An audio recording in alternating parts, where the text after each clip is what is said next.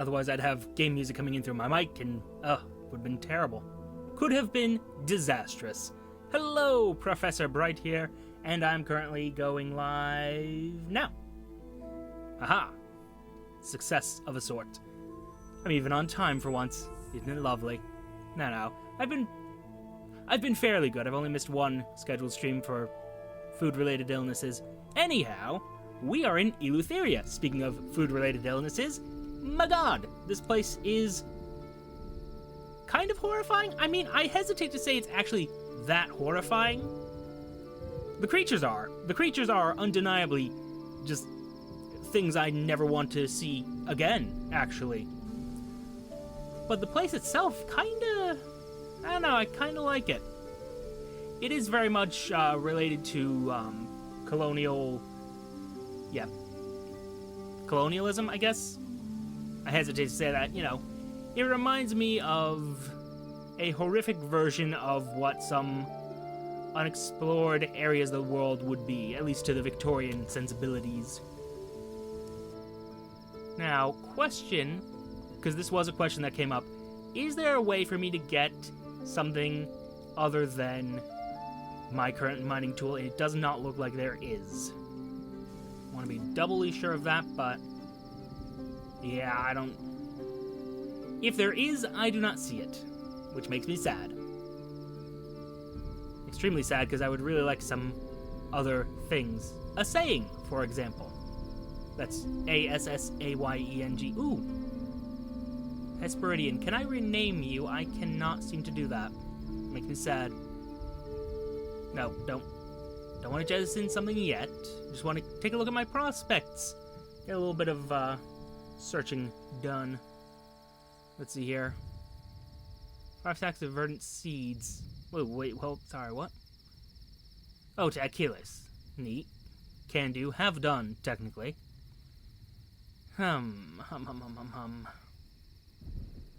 Alright. I might need to see about abandoning those other 2 prospects, but for now I say let's just explore Eleutheria a wee bit more. Again, I'm not going to fully explore this place because that's what the final release is for. It's why it exists. Oh, but that does remind me, I have been told that my Cyclopean owl, despite only having 1 eye, is probably a better scout than my current bat, and honestly, with the attitude I've been getting from him, I'm inclined to agree. I'm just not a fan of this bat. His lip. His non-lip. Bats have lips? No, I don't know. Unimportant in the grand scheme of things, I suppose. No. Get rid of the diffident bat. Put in the Cyclopean owl. And then... yes. Aha! Success of a sort. Well, we'll see anyway. Let's see. Let's go north. Was gonna go west, but yeah, I mean, I'm northerly now, so let's see. I'm sorry, is that thing moving, by the way? Just a side note. I can't tell, and that disturbs me. Oathbreaker Circle, you say?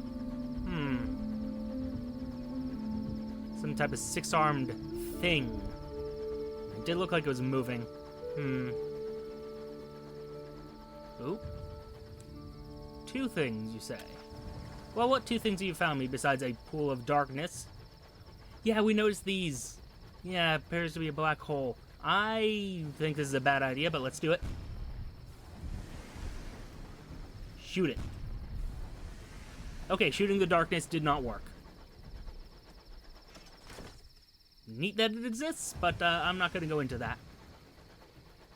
I'm an explorer. I am not a suicidal idiot. Nope, stop that. Not the right button. I remember I can use tab to do that. Oh, hey, buddy. You're not going to try to kill me. Although, question, the whistling apps. Doesn't look like it would have anything. I mean, I could probably take this thing out. And I do need money very badly, so let's do that. Oh shit, it has mines!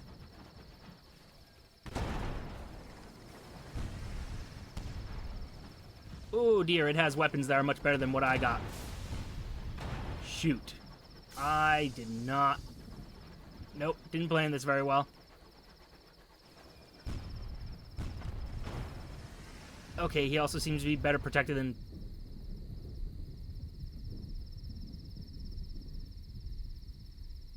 Oh, no. A sound of chittering fills your cabin. From the shadows near the door steps a familiar silhouette. Mistress Fathom has come to collect what it deems you owe.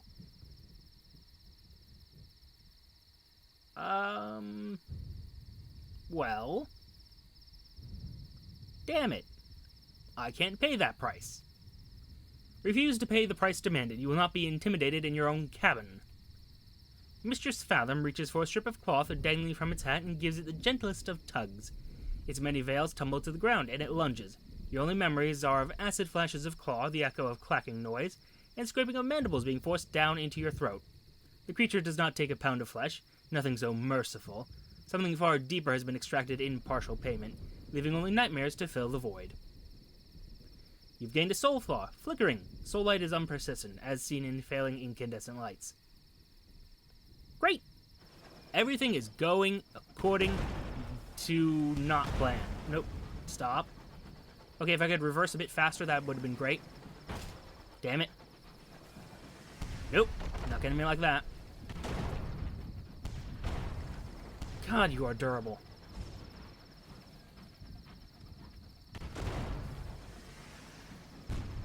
Very, very durable. Dang it. I would expect you to be dead by now. We talk about how their ships are much better than London's ships. Oh. Crap. That screwed me up. Ooh. Okay, yeah, we're going back to port now, because... Damn. Oh. Oh. Oh. The Empyrean's Outriders are well-trained and loyal, if over-eager to fire on any engine without a light. They hunt dowsers, the fanatical adherents of the liberation of night. Oh. Sparks spew from the crippled engine, its floodlights flicker and fade. But its structure is intact enough to have sheltered survivors, who are likely to resist any attempt to plunder their vessel. I potentially could see something. Sure. Empyrean ships are built for extended voyages. They're well provisioned, and their officers often come from wealthy families. This is a bad plan, but we're doing it. It was a bad plan. The Imperials are waiting for you in the galley, which they have fortified with overturned tables and chairs. Your crew is unable to break through their line, and as you begin to take casualties, you have no choice but to sound the withdrawal. Nope, nope, nope, nope, nope, nope. Okay. Was worried I'd take that one damage that it's going to take to kill me. So yeah, heading back, with our tail between our legs after that miserable display, it appears if I want to do some piracy, I'm going to need to, 1, improve my irons, and 2, improve my weapons. So about that, hello. Intriguing, but we'll get into that later. First, let me get back into the port, okay? Yeah. The Brazen Brigade. Can you hear the pipes, Captain? Crewman asks, their eyes bright. Hands a calling. Yeah, I'm kind of curious about this. Oh. Well, I'll wait and see for right now. We will take a wait-and-see approach. Because it might be the Calendar Council, like more members of the Calendar Council, or it might not be. So, guys, hey. Can anyone fix my locomotive, thank you. Hi. 14, you say? You costed me here. Yeah. I guess that'll do. Any new crew who want to come on board? No? Cool. Visit the Cypress King? Okay, I don't have any reports because I already turned them in last episode. Haha! Look at me and my planning. Alright, but this Brazen Brigade, tell me more about them. I'm curious. Okay, no, I thought there was another one up there as well.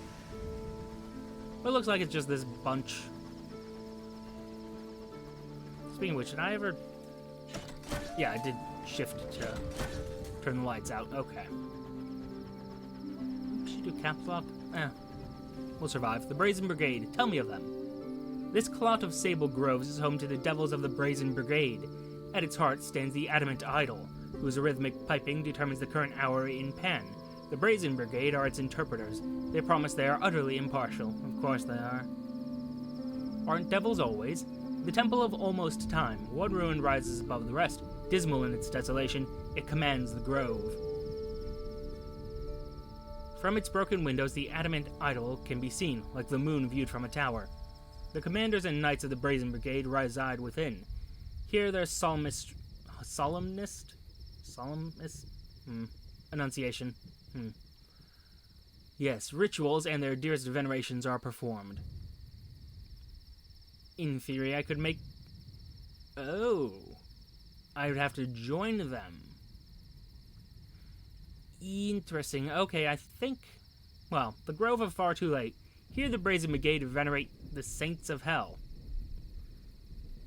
Reliquaries speckle the ground like gemstones on a cardinal's vestment. A hill rises from the grove. Halfway up, Halfway up it, a broken temple rests below soaring arches. Behind the hill, from the center of Pan, the Adamant Idol is clearly visible. Long shadows move below the arches, swaying to the rhythmic wail of the pipes. Enter the grove, walk in the fiefdom of the Brazen Brigade, the devils that aspire to seize heaven's thrones. Ooh. Thou hast taken and shall not render again. The carved faces of saints peer down at you from arches and columns. Some have expressions, of serenity. Their many mouths gently smiling. Other, more ecstatic saints are contorted in sanctified rapture. A curious dilettante waves you to join him by a sunken arch. You're just in time, thereabout. He's cut off by the sound of horns. A troop of devils thunder past. A single devil in a suit is their quarry. They pursue him to the boundary of the grove, where he disappears in the mists. They hate the Republicans of their kin, the dilettante whispers. They will not suffer equality here.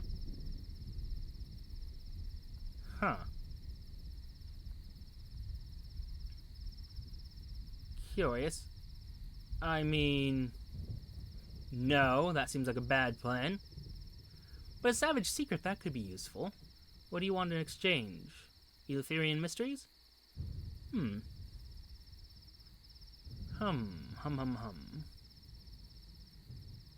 Curious. Speak to the curious dilettante. What can he tell you about himself? Does he know more about the Brazen Brigade? He looks up from his sketchbook. I wish to witness suffering, not out of sadism, you understand, but my station life has always been privileged. My art myself lacks something for it. Wishing to learn more of injustice of doomed causes, I came here. The Brigade have been very accommodating. I think they appreciate the interest. As for the Brigade, they are unique among devils I've known. Their saints are the grand devils who once served in the heavens, but rebelled and were cast down or imprisoned or fled. The stories are inconsistent on the point.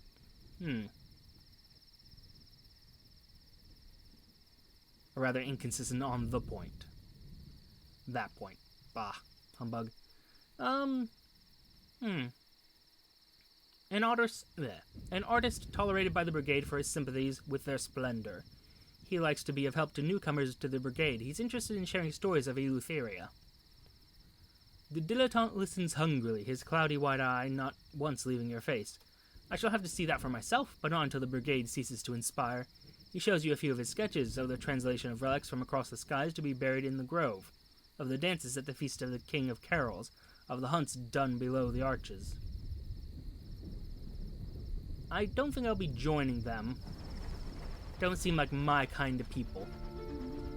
Oh, don't get me wrong, I'm all about the whole rebellion against the heavens thing, but from a more egalitarian approach. Not very big on the whole, we're not going to suffer equality here. No, sorry, friend. Not my kind of game. Now, question, are there 4 places or only 3? Because I assume There should be one up here, apropos of nothing.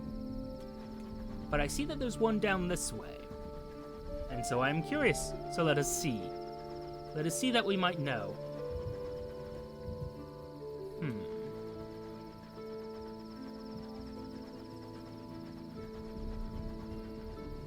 Heartcatcher Gardens, you say? A grizzled coterie of gardeners care for this unusual orchard. The plants that grow here are heartcatchers, whose fruit looks and speaks like human heads. Delightful! The Mimyricon. The inner gardens are surrounded by a hedge as thick as a fortress wall, knotted with thorns and strangled with vines. Behind it are the grove homes of the Heartcatchers, steeped in Eleutheria's midnight and frequented only by their favored servants. Within the Mimyricon, the Heartcatchers are big as trees and clustered with mature heads. Each plant is a council of intellects, debating the secrets of the sky. Neat. Seek entry. An arch in the hedge leads inside. A dozen heads, gray-haired and bitter, appear from among the leaves. Begone, the heads insist. You have not been chosen, you have not served. As far as you can tell, the whole hedge is the body of one vast, brambly Heartcatcher. As you turn to leave, one of its heads whispers something, and the others snigger. When you ask what was amusing, a hawk-nosed head apologizes. Sorry, we'll just never get used to how much your heads look like fruit. No. That's not very nice at all. Humph. A series of finely manicured indigo lawns cover this corner of Pan. Peculiar plants grow in the beds, tangled as rose bushes and budding with fruit. The fruit is lumpen. Perfectly formed facial features are growing on it. This one has a frantic, staring eye. This one is growing an ear. This one keens pitiably through tiny, trembling lips.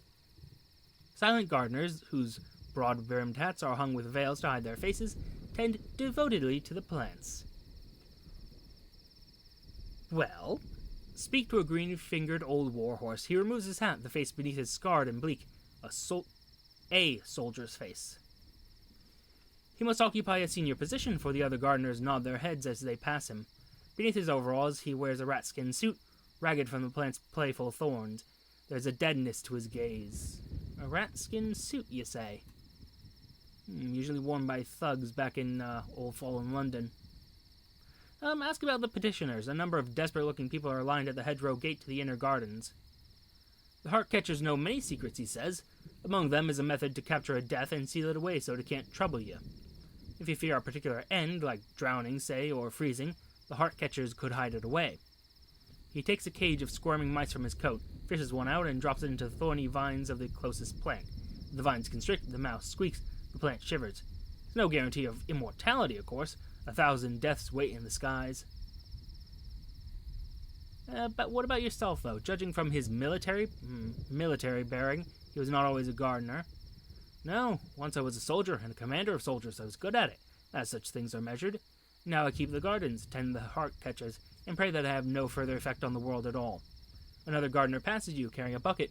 Kneeling by a bed full of budding Heartcatchers, they tip the bucket over. The contents ooze, readily, onto the soil. Tell me more about these guys? They're species native to the heavens, he observes. Here in the nurseries, we help the younger specimens grow to maturity before transferring them to the inner gardens, the Mimyricon. He indicates some colleagues who are digging up the largest plant in the garden and wrestling it into a cart while it tries affectionately to throttle them. Affectionately. You note its fruit, which are now big enough to resemble the face of bawling cherubs. Once fully grown, the warhorse continues, their fruit can reason and speak and debate, more effectively than we even. Each plant is an entire council or faculty. And what about this inner garden, though? A hedge encloses it. An archway permits entrance, but is protected by a mature Heartcatcher whose cynical faces peer from the thicket. They excoriate intruders with insightful critique. I'm sorry, just take a moment to look up excoriate? Yes. I assume it means insult or some other such thing. Excoriate. Censure or criticize severely. Yep. Okay. Makes sense. They did seem a little bit mean-spirited. Well, actually, no, ask about it. Only friends of the Heartcatchers may enter the Mimiricon. Okay. And successful petitioners, of course, but the latter are blindfolded. Perhaps if you performed a service for the Heartcatchers, they would warm to you. Bye. I mean, I guess I have no other choice, really. Whisper Eleutherian mysteries to the Heartcatchers. The young plants require more than meat and bone meal. Their minds, too, must be nourished. Oh. The green-fingered old warhorse leads you to a frail-looking Heartcatcher whose leaves are so thin as to be translucent. You find a pale fruit that bears a delicate ear and whisper your mysteries to it. It listens closely. As thanks, the old warhorse gives you an obtuse artifact. We find them while turning the soil, he says. Its function is inscrutable, but the design engraved on it show the Eleutherian sky occupied by two suns. Curious, for I see no sun now.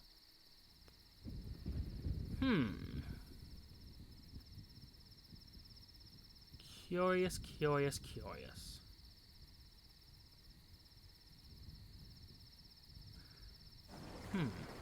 Well.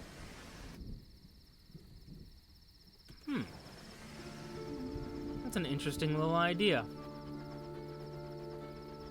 I am curious, but we must explore other places.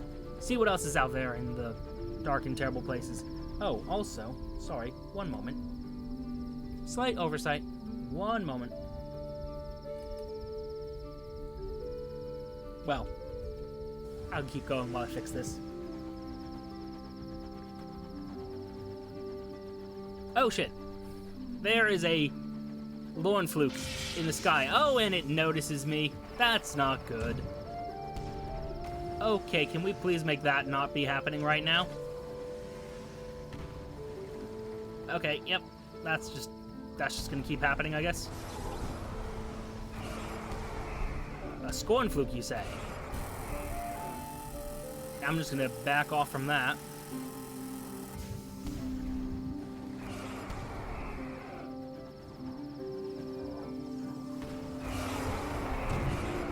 How much damage does that do? 12. Okay, yeah, that's bad. This is a bad idea. Bad idea. And then he walked away.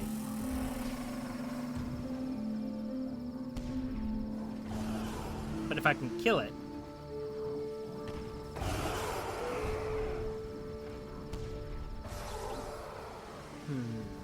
If I could kill this thing. Damn it.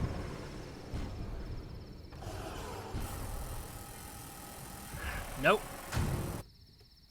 Well.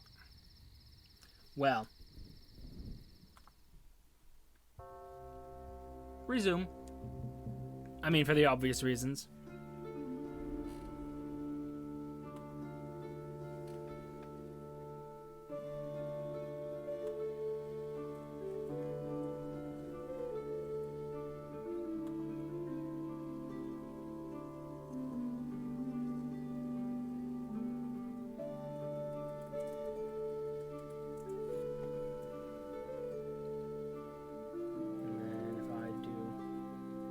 Sorry, it's going to be away for one moment, and...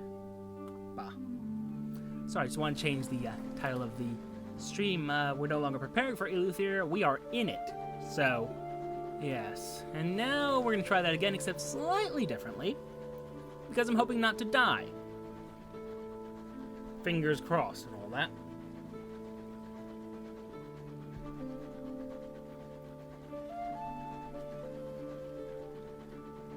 Oh dear.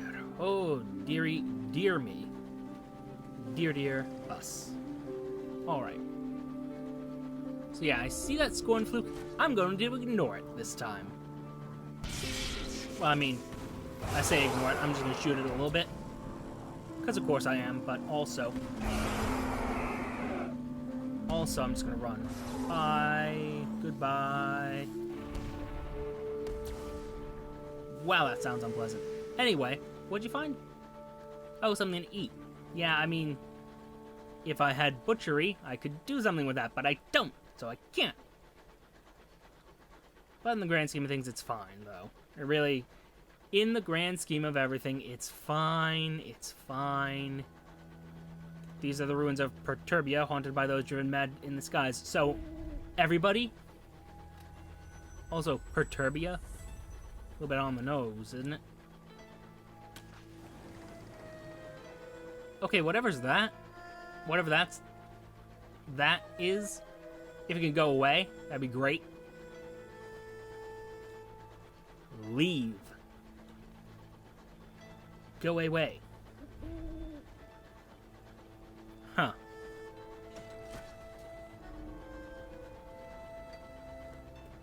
Well, there's two somethings this way.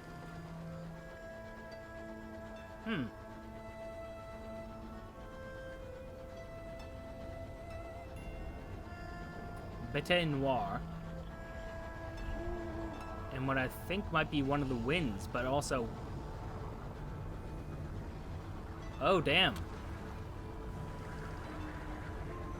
I mean, cool that you discovered something. It's over that way, though. Let's find out about this. Because this might be one of the suns. The Well of Wonders, you say? Wells are prisons, Captain, remember that. Are they now? Let's approach. Ooh. Approaching the Well of Wonders. The air is thick as treacle. Rocks rattle against the hull, thrown by the well winds. From deep in the darkness comes a sound, the tortured whine of damp violins and rusted horns, the universe tuning its instruments. Descend into the well, hulls can be repaired. I mean, yeah. Between the well's pull and the well wind's push, your locomotive is jerked and jolted. The engine room is unbearable, but before your stokers collapse, you push through to a calm beneath the storm, a bubble of peace surrounding a floating garden. Here a maze of pebbled paths and immaculate hedges lead only to vicious thorn bushes which surround the island. A full half of the place is dominated by a Grecian-style theater, with seats carved out of a hill to face a stage of bone-white sand. On the edge of dream, an awakening. A disturbance. Awake, the play will begin once again. This time my story will be told. Visitors from far away, a new taste in the air. You trespass in my garden. The silence is broken, clumsy animal footsteps, the stench of human flesh in my presence. Trespassers, you walk my paths, pluck the fruit from my trees, gorge yourselves until your bellies ache and your fat chins glisten with juice. Enjoy your stolen feast. You and you will join my chorus. The rest of you are not worthy of a role. Wait, that one, the captain, walking alone. The captain, yes, a different kind of soul, a spark of potential, perhaps. We shall see. Perhaps prepare to wake up, my children. We have guests. Oh my. Well, this is intriguing. A garden where time is still. The humans disembark to enjoy the calm my garden provides. Flower-perfumed air brushes their oily skin. Red apples bird in the trees and swollen berries cluster on every bush. They pause, cautious, but soon feasting begins. The captain explores the garden. They find themselves in a clearing shaded by cedar and oak. Oh. The trespasser captain approaches warily, despite the welcoming scents of afternoon tea. The tea is hot. The scones are soft and warm, dribbling with butter and strawberry jam. My guests sit frozen in their endless repast, watching eternity through unblinking, bloodshot eyes. Ooh. Ooh. The captain considers the careless scholar. My dear Prince Apostle prepares for the final show. The knowledge tempts people to strange shores. What did they think they would find with that contraption of mirrors and glass? A chance at glory? Soon, my scholar. I mean, I gotta go back. Let's take a look at this lost girl, the speaker of my truth, the first of my delightful pets. She fled her life all the way down a rabbit hole. In my garden, that dream came true. So many years have not passed for her since then.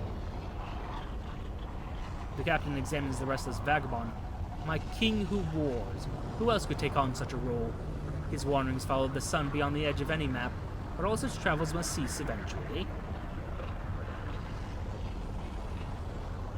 The runaway scion.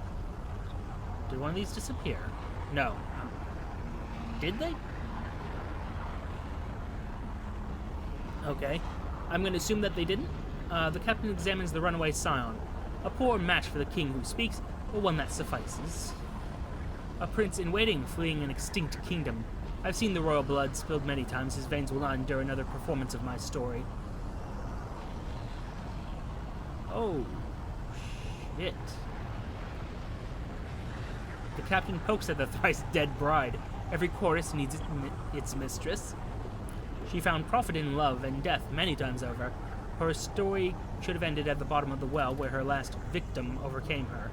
But the deepest wells often echo each other. When circumstances are right, their depths can bleed together.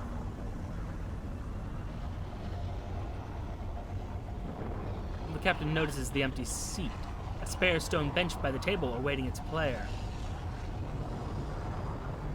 I mean, I'm not going to be the one who says it, but we're dead, guys. There's no way we're surviving this. Will you sit in it, my captain? Are you at last the one our story has waited for? The stage is set, the stars themselves hold their breath. The captain has glimpsed their future. Well, the captain tours my theater. Preparations are complete, but for one last thing. It is perfect, I would not permit otherwise. The trespasser captain stands on my stage to witness the entrance of the audience. Their crew fills the front row. More of their kind, recent arrivals, take the next few rows. Behind them, men of rubber and outcast bats and buzzing devils, and the rest are of no consequence. They can only hope for the privilege of witnessing a story greater than their own. They will finally have that chance. The humans disembark to enjoy the calm my garden provides. Flower-perfumed air brushes their oily skin. Red apples burden the trees and swollen berries cluster on every bush. They pause, cautious, but soon feasting begins. I'm sorry.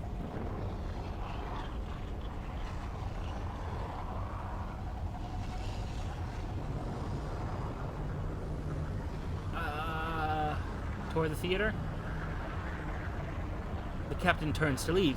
No, you have been chosen for greatness. Take your seat. Leave then, captain, but my song will remain, whispering of the glory that you could have known. When it draws you back, my cast will be waiting. You will return. Okay. This is terrifying. Oof. I kind of want to go back, though. But I kind of want to go back. I mean, you saw that place. Also, this... Oh, there's a cantankerite. What the devil are you doing down here? Look at you, cute little worm-like creature. Aw. I should probably kill you. It looks like you plan to do the same to me. Break the news to the crew. Impose strict punishments. Yeah, that's fine and all. Come on. Make your move, buddy. Ah. Still managed to hit me. Still, it's dead.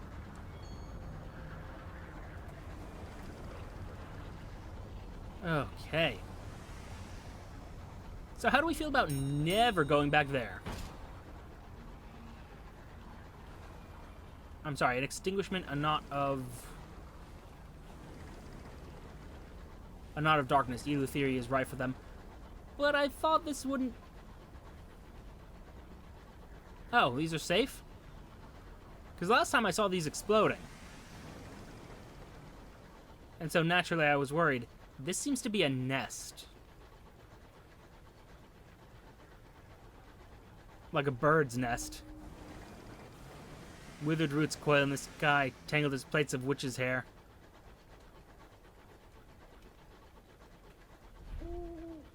Oh good, owl sounds!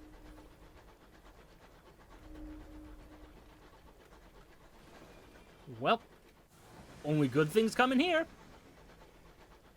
I remember reading about Lord Langley. Strange fellow, strange ideas.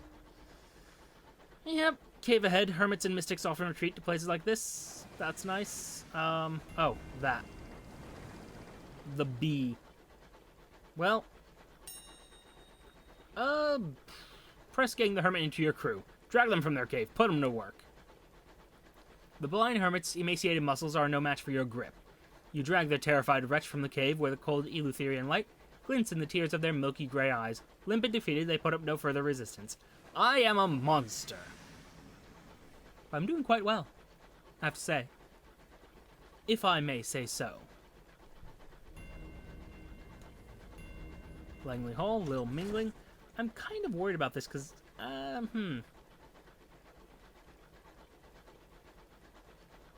says I'm live, but also it does seem to be lagging, at least on my little monitor here. Something I'll look at later. Might make this a short 1 hour stream, just to, keep an eye on everything. A limitless house that contains multitudes inside. Discovered by Lord Langley, it is now host to an endless house party. Worrisome! Okay, a jetty off the edge of nowhere. Cottage the size of a cathedral. Mellow candlelight shines through its frosted windows like spilt treacle.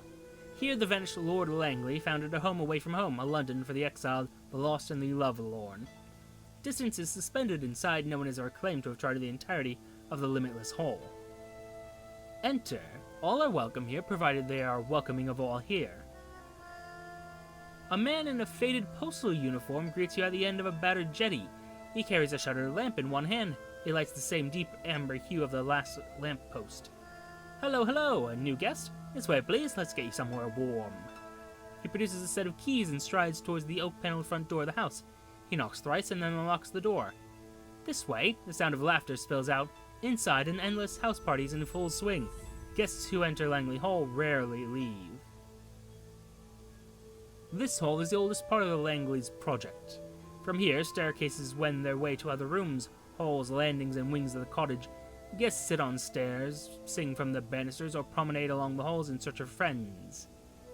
The closest door to the entrance is wide open, revealing a cloakroom the size of a village green. Fires crackle in 7 hearths. Someone has set up a bar. Sign the guest book, just a little formality, the post officer says apologetically. Don't worry, we don't have many here. Ooh, I can determine how I'm addressed. Ooh, okay. I remain as we are, of course. But yes, he leads you to a little side room where a buffet, replete with dips and breadsticks, has been laid out. He produces a huge leather volume from under a table and moves some hummus so he can set it down. The spine indicates that this is volume 3. Tell us how you like to be addressed, whatever you like, who you really are, or who you want to be. Langley Hall will accept us all the same. Delightful. The post officer nods, blots the ink, and closes the book. Very good, Prof. You're welcome here for as long as you care to stay. He shakes your hand. One thing, just a note of caution. If you go exploring, we don't know how far the hall extends. I doubt even Langley does.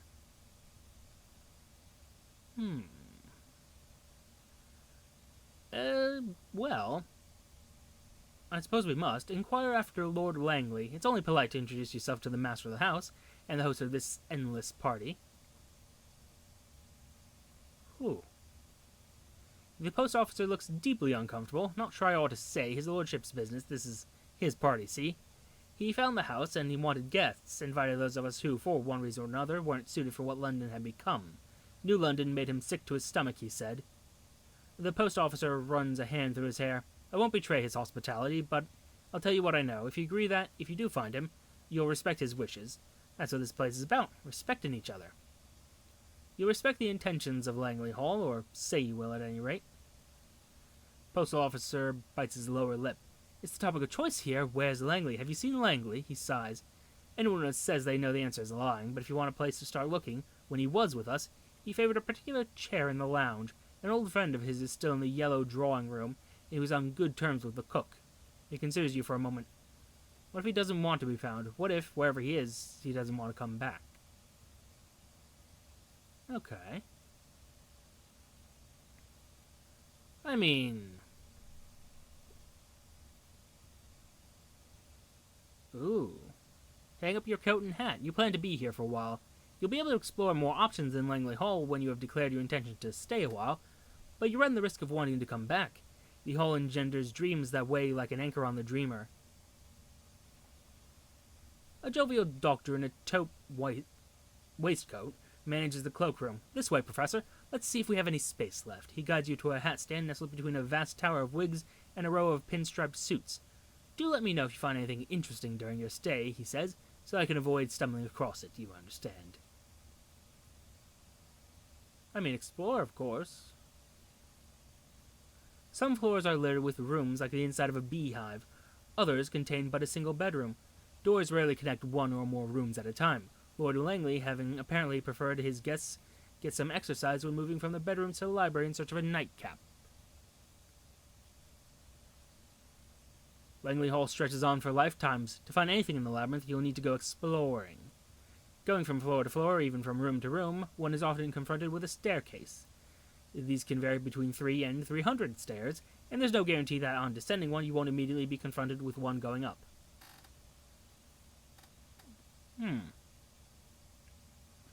I mean, we can exchange an unlicensed chart for help with our map of Langley Hall. An amiable cartographer has made a mission of mapping all of Eleutheria. He resides in Langley Hall, where he started his venture. Ooh, bad choice, dude. Bad choice. Of course, I've not seen the whole thing, but I thought I'd best try to see the rest of the region instead. I'm not getting any younger, and that seems a more achievable goal. Though Piranesi is going to give me some trouble, let me tell you. The smell of champagne rises from below, along with the unmistakable scent of fireworks. Open the kitchen door.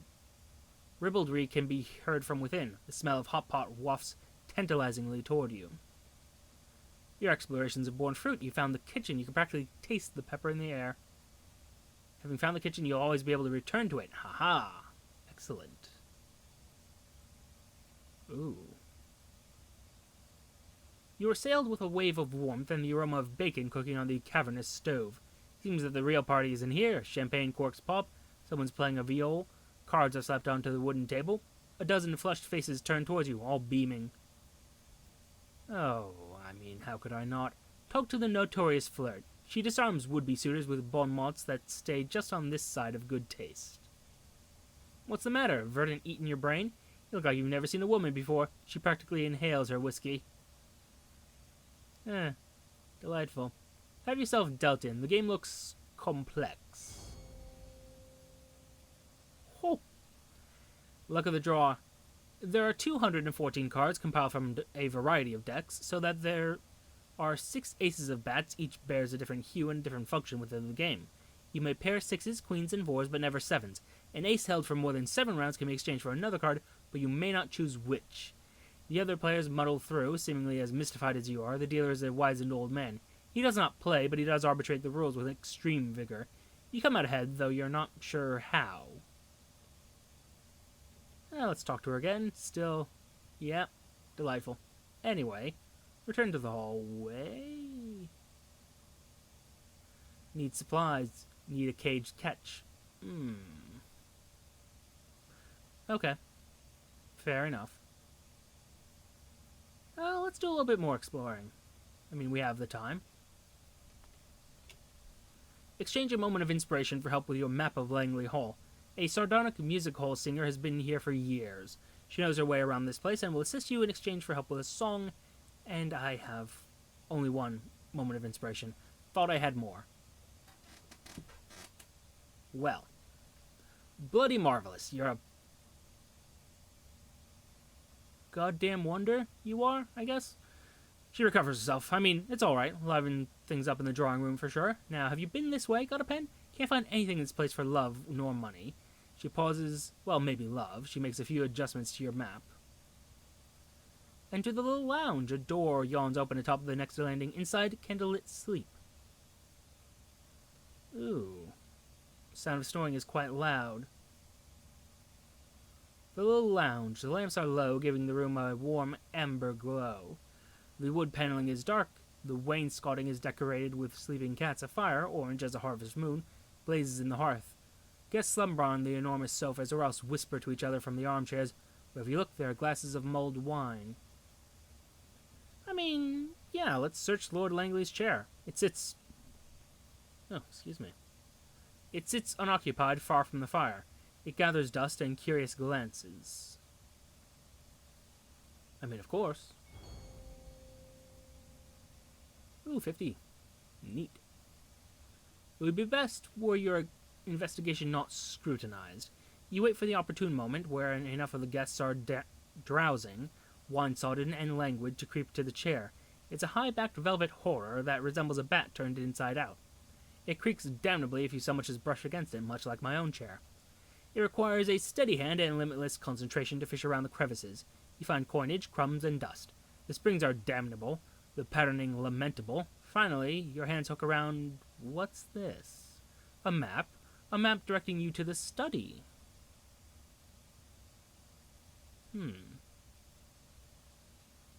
Share your story. A group of guests gather by the hearth, sharing hushed confessions of what their lives used to be.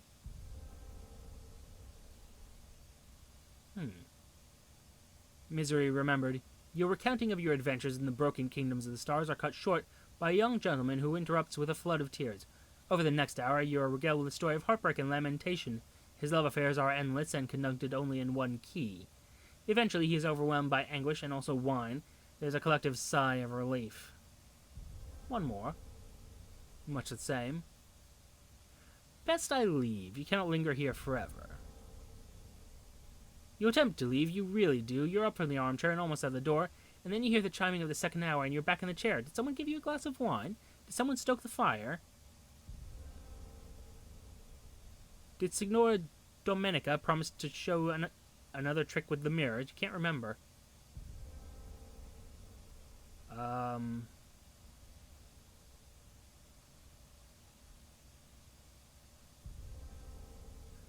Okay, I'm supposed to have a 33 chance of succeeding here. This seems like statistics are not with me.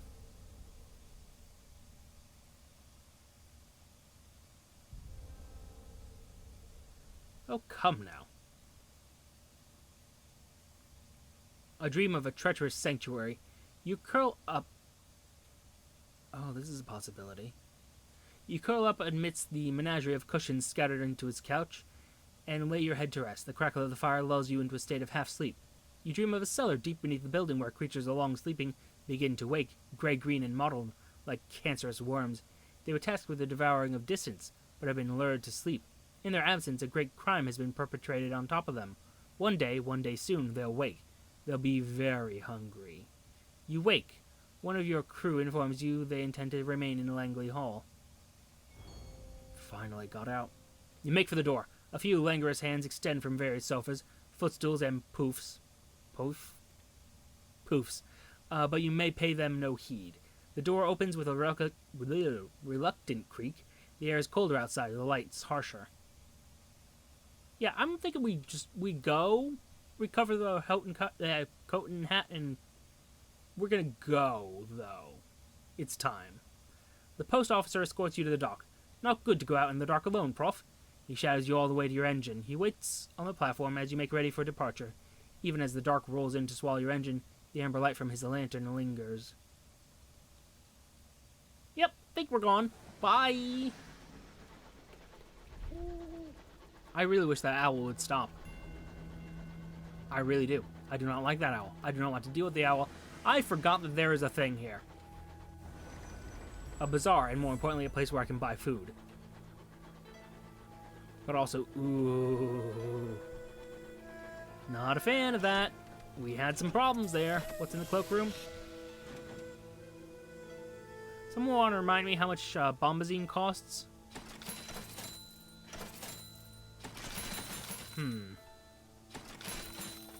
I mean, it'd only be, what, 450? 3 more. And profitable. Maybe we hold off on that. Just note that there is a possibility of us getting some bombazine here at Langley Hall. Remember it. Don't worry about it, though.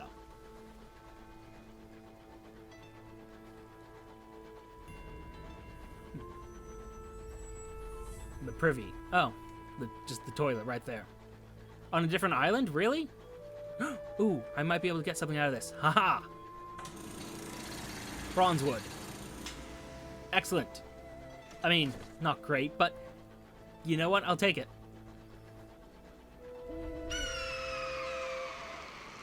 Oh, one of those.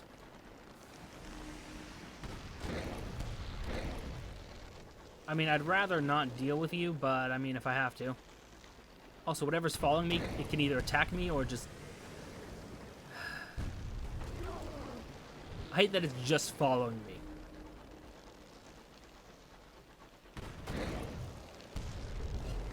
Bugger. Okay, first of all, I went the wrong way.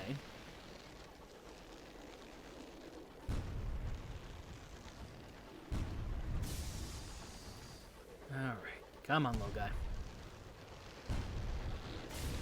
Yeah, that's cute and all, but also, have you ever heard about the story of taking a shotgun blast to the face?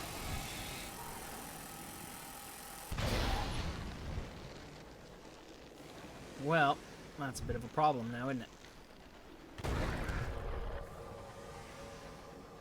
Yeah, did a fair amount of damage here. What do we got? The scribe spinsters were wrought from bronze wood, now popular with London train rides and cabinet makers. And I mean, we got an 88% chance of success, and I do need bronze wood. The axes rise and the axes fall. A lambent mist complicates the endeavor, but eventually your expedition returns with a haul of bronze wood planks. Well, we killed one. And the fact that there's a marker on that makes me think that was a bad choice, but whatever. It's fine, probably. An extinguishment, a knot of darkness. And I see that I got a tale of terror, unless I am much mistaken. Also, whatever that is. Oh, what? What are you? Wreck of the Beringer. A vast wreck, larger than any other locomotive you've seen. Armor rattles in the wind. An Albion flag flies, tattered almost beyond recognition. The hull is cracked like an egg. A charred and tangled engine exposed to the air. The Beringer, I guess, reads the nameplate, though some wag has appended a question mark. As you approach, you see figures scrambling behind guardrails, revolutionary slogans graffitied across every rusted surface. The Beringer is still very much occupied. A dozen figures in heavy coats hang from the side of the wreck, waving joyously as your engine docks. You step into the Beringer's hall to a swelling crowd, and a babble of cheery greetings. Everyone is wearing a mask. The crowd parts, a woman glides to your side. Her scarlet leather jacket gleams with buckles and vestigial straps. Her face is hidden behind a mask in the shape of a screeching bat's face. "Glad to have you aboard," says the unassailable founder, shaking your hand. The unassailable founder's bat mask is impassive, her voice anything but. The Beringer is a haven for free thinkers and freedom fighters, for libertines and liberators and librarians, she says. A lecture hall for those who prefer unbounded darkness to a cage of light. And if you disagree, well, the debating halls are there, second door on your left. She gestures to the wall of masks behind her. We all have roles here, she says. Choose carefully. Ooh. I know where you're from.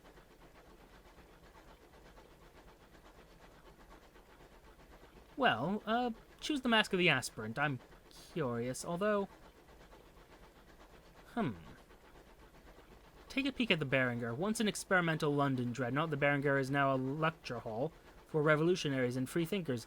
An unassailable founder welcomes and oversees its community, and I'm curious.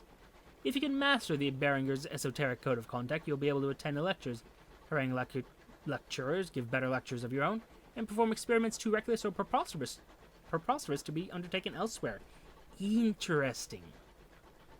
Well, in that case, choose the Mask of the Aspirant, a sculpted silver rose, blank, eyeless, mouthless. The aspirant listens, says the founder, and blossoms. As the mask slips over your face, you realize that it is ingeniously designed so you can see perfectly between the folds of the silver petals. The aspirant's role is to absorb, says the founder. Go to the library and read a book, or go to the forum and enjoy yourself. Stay quiet. Grow. The Beringer's rusting innards have been hollowed. The walls and floors of a dozen interlocking corridors have been methodically stripped away, carving a vast, hive-like atrium draped with ladders and crisscrossed with rope bridges. Anarchists bustle back and forth between a circle of iron doors below. The largest are labeled laboratories, forum, and hall of debate. Your fellow aspirants are by far the most common among the masked figures. Dozens of silver-faced anarchists mill back and forth between the libraries and the forum, silent except for the occasional polite cough. A Head to the forum. A stream of aspirants, supplicants, and recalcitrants are barreling through the double doors. Curious. Well, the forum greets you with a cacophony of competing voices and the acrid stench of gunpowder. This was once the Dreadnought's vast storage room, and now munition crates have been stacked and shoved together to create a semicircle of stages. Hopefully no one lights a cigarette. Oh, phew. You guys were not very... I mean, you could just toss out the... Okay. Nope, this is a good plan. All will be well. The stages are occupied by supplicants, voices raised. Attend a lecture. You flip between supplicants. One is tripping over his words, another reaching her conclusion. Finally, you find a speaker whose words are intriguing. The first lecture to catch your attention is being boomed across the forum by a tall, grotesquely muscular man with a beard that explodes from beneath his mask. His voice is both extremely loud and mesmerizing in its sing-song cadence. The other lecture you notice is being delivered by a compact woman of unmistakably military bearing, with one leg that appears to have been replaced below the knee by a fire poker. She's talking about something called the binary. A team of recalcitrants are trying but failing to shout her down. Listen to the lecture on the binary, because I do believe I know what she's talking about. The two suns that used to occupy Eleutheria, yes? Beneath the cries of her detractors, you only manage to catch snatches of the supplicant's lecture. Apparently, when the halved had a twin, it was collectively called the binary. The supplicants speak of devils in the binary's service, responsible for preparing a raiment of killing light for one of their masters before he went to war, and a mantle of merciful radiances when the other went to parley. But they betrayed their master, she says. Amid a fresh chorus of shouting, she begins to talk about a doomed peace conference, a peace with who you couldn't catch. Before she can say much further, recalcitrants storm the stage and drag her away. Some truths are too dangerous even for the denizens of the Berenger. Curious. Head there again. Oh, I can't? Bah. Well, we'll approach the terribly sorry. Approach the unassailable founder. Strike up a conversation or perhaps swap your mask. The founder lingers in the Berenger's central atrium, hands in the pockets of her leather jacket, chatting to everyone who passes. She combines an encyclopedic knowledge of everyone's names and habits with the uncanny ability to recognize them despite their mask. Questions, complaints, she asks turning to you, or simply here to take a new role? Ask her why her mask is different from the others. The face of the bat is distinctive. You have not seen another during your time aboard the Berenger. The founder laughs. My father was a diplomat for London in my formative years. We were stationed on an island called Visage, far out to sea. The locals' lives revolved around the mask they wore. We chose our faces for ourselves. I was keen to implement something similar here. She adjusts her bat mask. This represented the worst of outsiders, the exile who brought nothing but misfortune and death. After I turned traitor and left the Admiralty, it seemed an appropriate statement. Oh my. I would... Hum. A little more, perhaps. Switch to the mask of the supplicant. The supplicant's job is to talk, says the founder, fastening the mask of a hideously toothed anglerfish over your face, and perhaps entice. A miniature lantern dangles from your new mask, swinging back and forth between your eyes. The supplicant gives speeches in the forum, says the founder. Thanks to the mask, a person's reputation or lack thereof doesn't matter here. Just stand and talk, and if you're saying something worthwhile, perhaps you'll attract an audience. Oh god, it's exactly like Twitch and YouTube. Ugh. Head to the forum. Actually, I'm curious about the rest of this. You mask the scintillant, the hall of debate, the recalcitrant. Okay. Head to the forum. A stream of aspirants and recalcitrants are barreling through the double doors. Yes. Now, tell a story from your travels. It's not precisely a lecture, but as a supplicant, you can speak about whatever you wish. The right audience will find you. Ooh. Intriguing. I need 3 Eleutherian mysteries to deliver a lecture on the extinguishments. Okay. Curious. But no, we're just going to tell a story from our travels for now, because that's all I can do. It's not precisely a lecture, but as a supplicant, you can speak about whatever you want, and the right audience will find you. You climb onto an unoccupied stack of bomb crates and launch into a reliable favorite from your stable of anecdotes. You attract a small but excitable audience who gasp and cheer at all the appropriate moments. When you reach the conclusion, they applaud more than politeness necessitates. Perhaps one more, because I do like that removing of terror, and I do desperately need it. But I think it's time we head away. For now, you understand. Your crew expresses a measure of relief at leaving behind the Berenger's babble, its crowds, its ceaseless bustle, not to mention that riotous smell of rust and sweat and gunpowder. As the unremitting darkness swallows your train again, their relief turns to dismay. Maybe the Berenger wasn't so bad, they say. Maybe you could turn around? No, though. We cannot. There are great works to be done. Things to be found. I heard a gasp.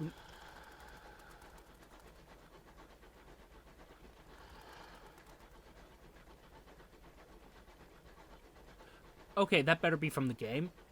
Because I heard like this rasping, breathing. And I'm not okay with that.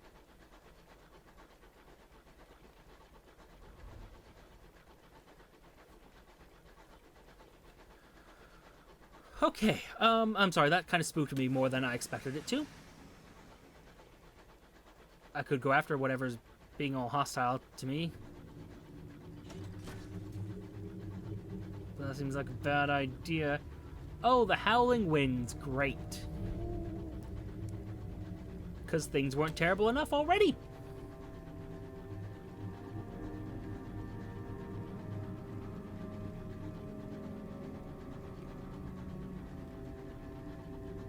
Okay, whatever that was despawned. Great. Hey, buddy. You look like a much more dangerous version of those scribe sprinters. So I'm just gonna go away. Yep. Gonna leave. Would love to be able to say things, but I can't, so I'm leaving. I feel like this is punishment for, well, for killing scribe spinsters. Oh, dearie me, let me get out of here, get me back to Pan. This is not a place I want to be. I want to be not here. Not here. Anywhere that isn't here. Because here is awful. And I would explore those things, but I don't think they're ports. Although they might be. So goddamn, I hate that I'm doing this. Cool that I leveled up, but oh. I am making choices that I will learn to regret. I will come to regret, rather. But damn it, I'm making those choices. Oh good. Tea. That's worth it.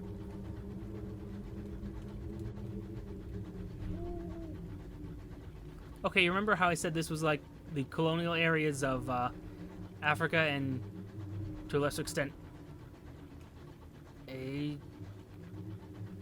Asia? Like the colonial parts of that?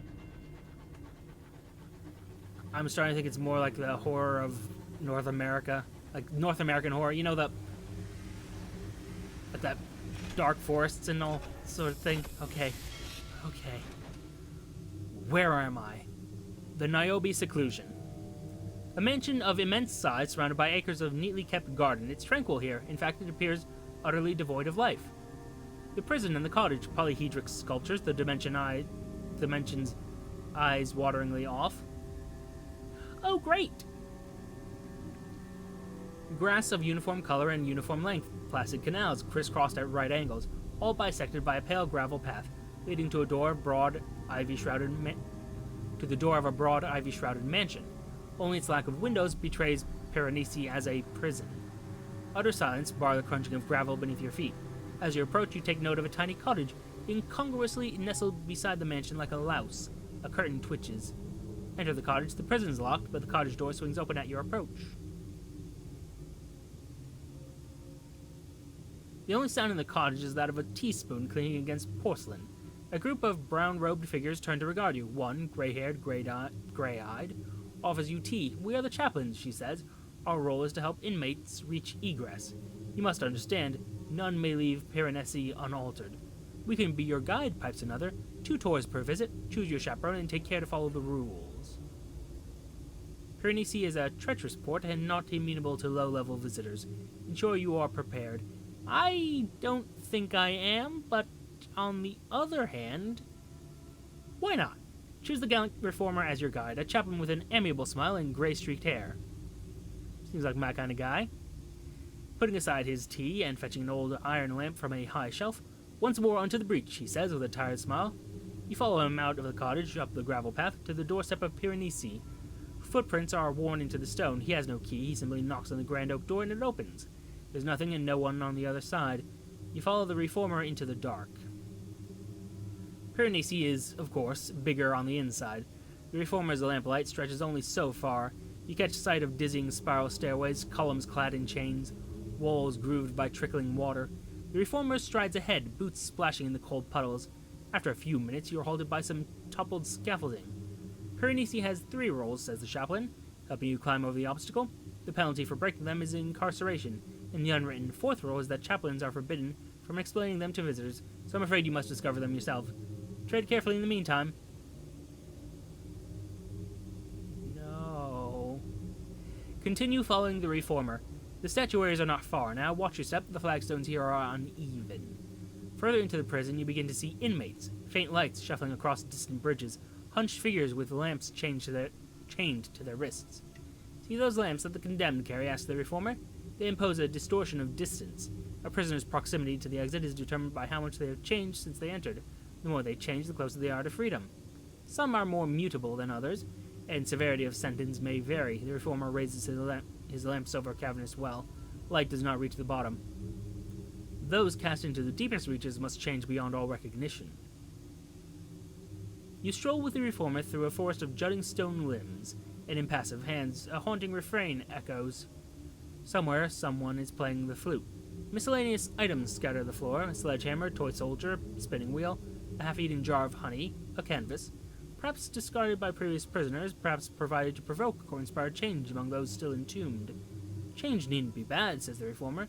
I try to help the prisoners improve themselves. The statuaries are but a fraction of Piranesi's whole. A comprehensive report, the reformer insists, would take years. Piranesi is vast, says the reformer, but I've been here for centuries. I can't pretend to know even half its secrets.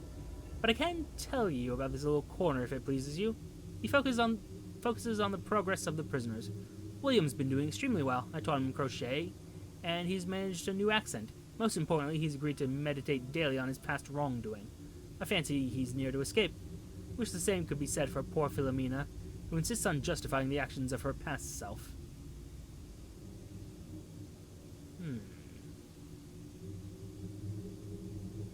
You come upon a woman, or something shaped similarly to a woman, in a long brown coat and hat.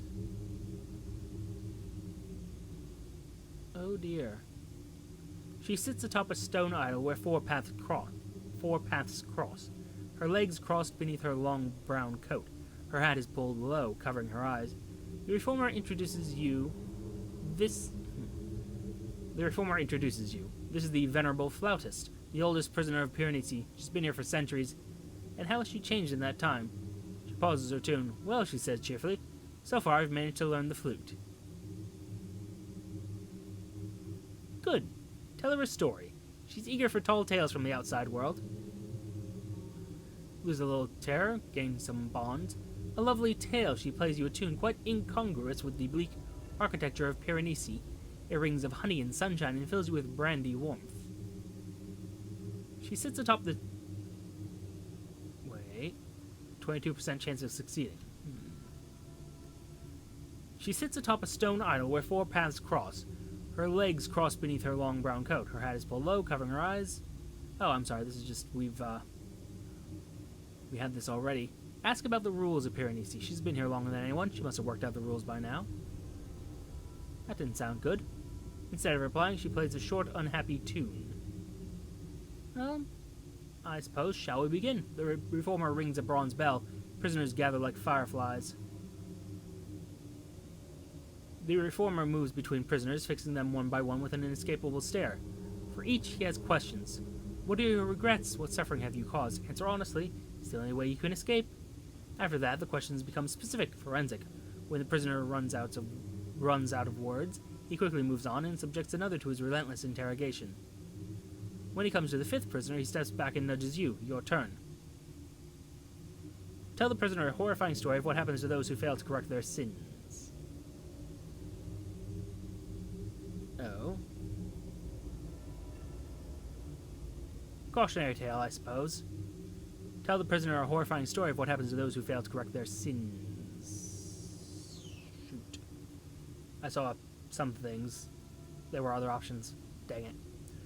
As you reach a particularly grisly part of your story, color drains from the prisoner's face. I'll be good, she promises fervently. You can stop with the details. The reformer claps a hand on your shoulder and chuckles softly. I suppose we must leave then. The reformer pauses beside an unlit candelabra and pulls it like a lever. A section of wall rumbles aside, revealing a staircase. A shortcut, he explains. Soon enough, you left the confines of Piranesi, and the sky seems dazzlingly wide. The reformer returns to his cottage, patting you amicably on the shoulder as he leaves your side.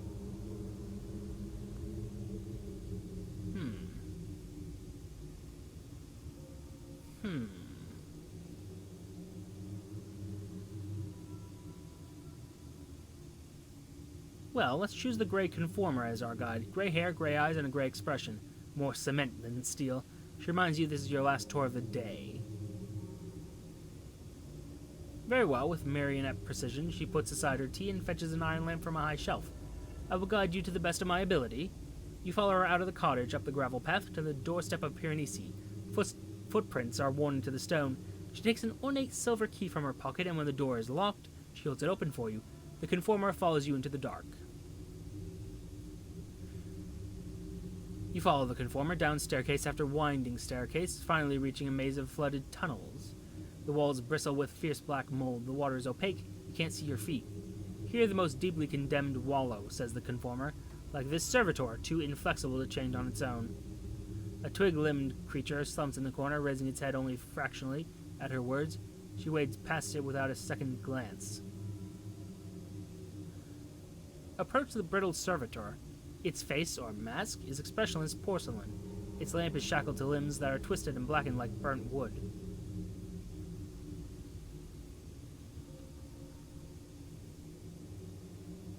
Even as you step closer, you cannot tell if it's wearing a mask or if its face is made of porcelain. Luminous eels swim around its feet, but they vanish when you look at them directly.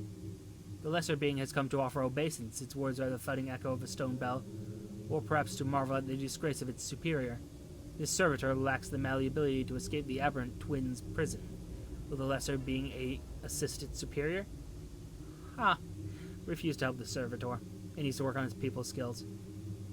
Outraged, the servitor doesn't move. Shadows dance angrily on the wall behind it. You're entombed in a casket, miles beneath the soil. You've always been buried here. You had no life, only a death. You scrabble uselessly at the stone lid, clawing broken fingers down familiar grooves. The conformer clicks her tongue, and you find yourself back in Piranesi, if you ever left. The servitor has turned its expressionless face sulkily to the wall.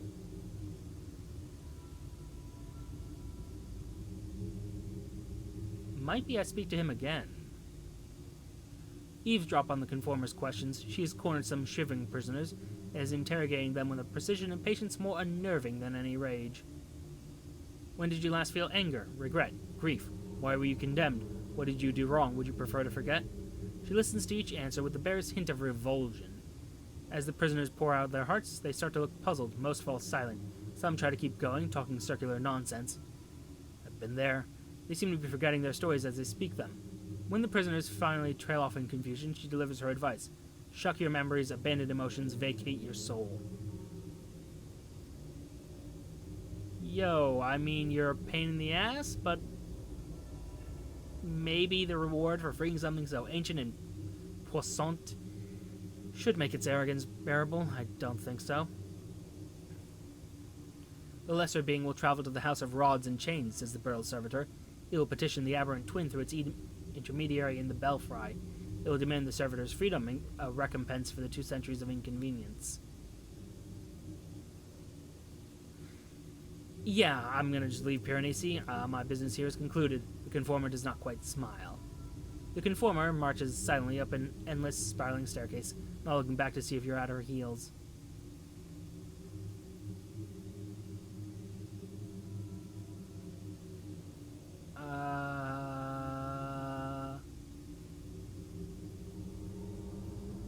The great conformer strides before you, her footfalls soundless. Up narrow stairs, over precarious bridges, beneath crumbling bartizans. The architecture seems to have changed since you last walked here, but it's as jumbled and impressive as ever. You pass a squalling thing clinging to the wall. It lacks structure or substance except its stark eyes. What was my name? It mules.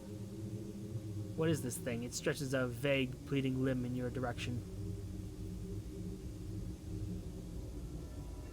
Ignore it and move on. It looks beyond help.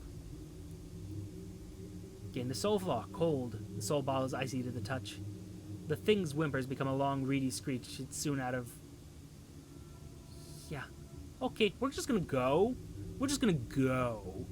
You've completed your 2 tours of Pyrenees. As you exit, you hear the door lock behind you. I'm gone. Bye. Bye. I'm done. I'm done. Turn and leave. I'm sorry, what? As you leave, you come across the glistening deformer in the cottage's herb garden. He's still wearing his hooded robes, but he's stuffed gardening gloves over the sleeves, and is engaged in a furiously futile attempt to stamp his shovel into the stony soil. We're currently indisposed, he grunts, noticing you for the first time. We'll be open to visitors again in 2 weeks. As you turn to leave, he finally manages to embed his spade into the ground and levers up something tendrilled and twitching from the soil. Yep, this is a delightful place. I am not going to stay here. Cask of Neverentine gemstones. Ooh. Tea for sale. Buy tea. Everyone likes tea, please. Yeah, sure, buddy. I do like tea, in fact. So, yes, thank you. Okay, well. I think I'm going to call it there. I do kind of want to check a few other things. I'm actually seeing a considerable amount of lag here, which doesn't make sense to me. So yes, I want to check a few things on my streaming setup, so I'm going to call it there for today. Thank you very much for watching this, and take care, alright? See you guys on Thursday, or on Saturday. Same time, 10 p.m. EST. And bye. Bye-bye. Oh, well, shoot.